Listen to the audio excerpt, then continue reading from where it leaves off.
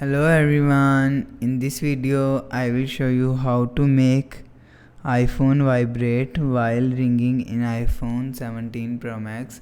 So let's start the video. First of all, go to app library. Now here click on utility folder.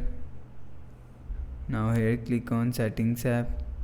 Now in settings scroll down, click on sound and haptics. Now here click on haptics.